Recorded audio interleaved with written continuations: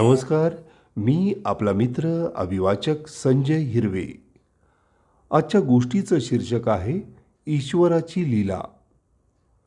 मुंबईमधील सुप्रसिद्ध हृदयरोगतज्ञ नीतू मांडके यांना कोण नाही ओळखत. आजवर हजारो हृदय शस्त्रक्रिया त्यांनी यशस्वीपणे पार पाडल्या आहेत. खुद्द हिंदू हृदय सम्राट स्वर्गीय बाळासाहेब ठाकरे यांची शस्त्रक्रिया देखील डॉक्टरांनीच केली. त्यांच्या या ज्ञानाची दखल केंद्र सरकारने घेतली आणि त्यांना पुरस्कार देऊन सन्मानित करण्याचं ठरवलं आणि दिल्लीस येण्याचं आमंत्रण दिलं. डॉक्टर ठरल्याप्रमाणे मुंबई ते दिल्ली विमानाने निघाले. 10:30 वाजता सोहळा सुरू होणार होता. विमान हवेत झेपावलं.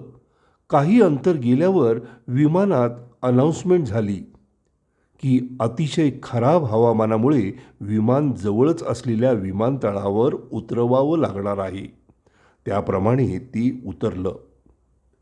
दिल्लीला वेळेत पोहोचण्यासाठी डॉक्टरांनी घाईघाईने चौकशी काउंटरवर विचारलं असता कळलं की पुढचे 20 तास विमान सेवा उपलब्ध नाही. आता काय करायचं? डॉक्टर एअरपोर्टच्या बाहेर गेले आणि टॅक्सी ठरवली. टॅक्सी चालकाला वेगात अंतर कापायला सांगितलं. बऱ्याच वेळानं एक ठिकाणी ट्रॅफिक जाम झालं होतं. पुढचा रस्ता लवकर मोकळा होईल असं काही दिसत नव्हतं. परत तीच समस्या. आजूबाजूला स्थानिकांकडे चौकशी केली असता जवळच असलेल्या जंगल मार्गाने बरंचसं अंतर पार करता येईल असं कळलं, म्हणून डॉक्टरांनी ड्रायव्हरला गाडी जंगल मार्गाने घ्यायला सांगितली. गर्द झाडीतून जात असताना जंगलात बरंच अंतर गेल्यावर कळलं की आपला रस्ता चुकला आहे. अंधारही पडायला लागला होता. खरं तर आशा मावळत चालली होती. देवाचा धावा करावा तर डॉक्टर नीतू मांडके हे नास्तिक. आता मध्यरात्र उलटली.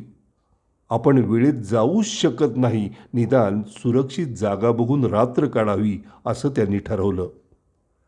त्या घनदाट जंगलात त्यांना लांबवर एक झोपडी दिसली. त्या झोपडीत दिवा चालू होता. इथे एवढ्या एकांतात कोण बरं राहत असेल? विचार तर मनात आला, पण रात्र काढायची आहे, आधार तर हवाच. म्हणून ते चालत चालत झोपडीपर्यंत गेले. त्यावेळी रात्रीचे 3:30 वाजले होते. झोपडीच्या दरवाजाच्या पट्टीतून आत डोकावल्यावर त्यांनी पाहिलं की एक महिला आपल्या बाळाच्या पाळण्याला झोका देत आहे. त्यांनी दार वाजवलं. कोण आहे? त्या महिलेनं विचारलं. ताई, मी वाटसरू आहे. रस्ता चुकलोय. या भागातला नाही. उजाड्यापर्यंत थांबावं असा विचार करत होतो. तेवढ्यात आपली झोपडी दिसली म्हणून थांबलो. महिलेनं दार उघडलं आणि डॉक्टरांना आत येण्यास सांगितलं. पाणी दिलं. काही वेळानं बोलता बोलता कळलं की त्या महिलेचे पती नुकतेच वारले होते. पदरात एक लहान मूल होतं. बिचारीकडे बघून डॉक्टरांना तिची खूप दया आली.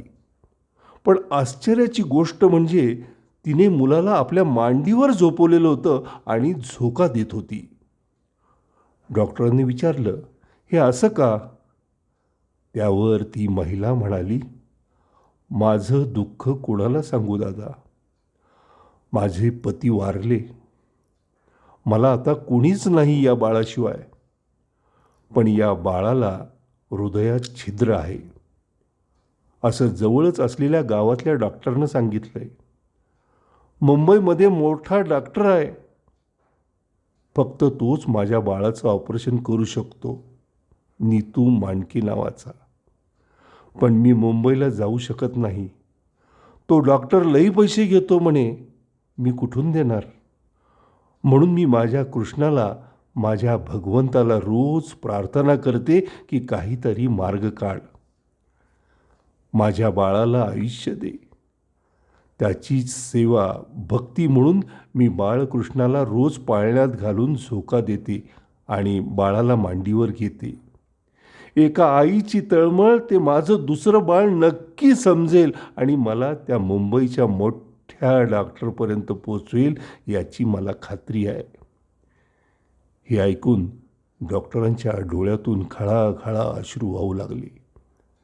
एक नास्तिक डॉक्टरने त्या पाळण्यातल्या गोपाळाला न कळतच हात जोडले. म्हणाले, ताई, तुझ्या या लेकरानं तुझं गारणं ऐकलं ग.